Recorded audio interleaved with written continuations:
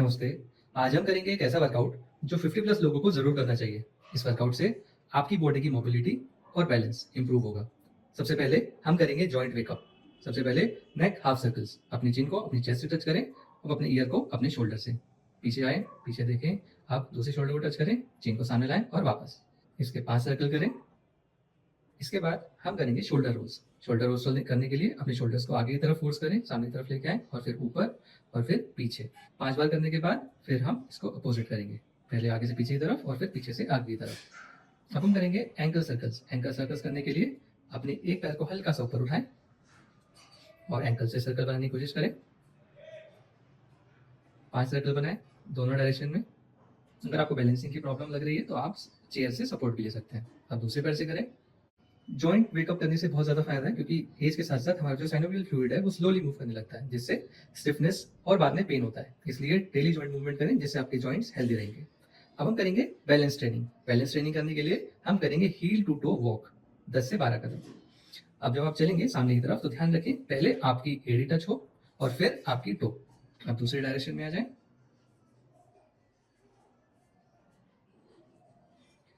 अब हम करेंगे सिंगल लेग स्टैंड।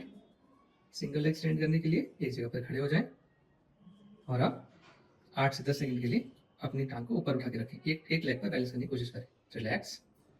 आप चेंज करें।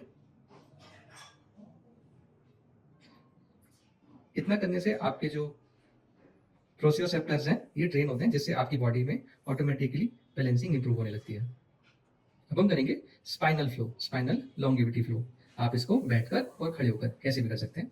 इसको करने के लिए अपनी थाइस पर अपना हाथ रखें। थाइस पर हाथ रखने के बाद सांस भरें। इनहेल करते हुए ऊपर देखें। ट्राई करें अपनी कमर में आर्च बनाने का।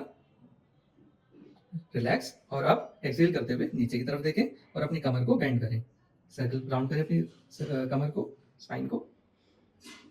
इसके 5 राउंड करें। इस सिंपल मूवमेंट से आपकी स्पाइन को नरिशमेंट मिलता है और स्टडीज के अकॉर्डिंग जब हम रिदमिक मूवमेंट करते हैं अपनी ब्रीदिंग के साथ तो हमारे जो लोअर बैक है उसमें सर्कुलेशन इंप्रूव होता है और जो लोअर बैक की टेंशन है वो रिड्यूस होती है। अब हम करेंगे chest opener. Chest opener with deep breathing. करने के लिए अपने हाथों को साइड में ले जाएं, हवा में रखें। Very good. अब इनहेल करते हुए अपनी चेस्ट को लिफ्ट करने की कोशिश करें। जितना हो सकता है उतना उठाएं। रिलैक्स। धीरे धीरे सांस लें, धीरे धीरे सांस छोड़ें। एक बार फिर।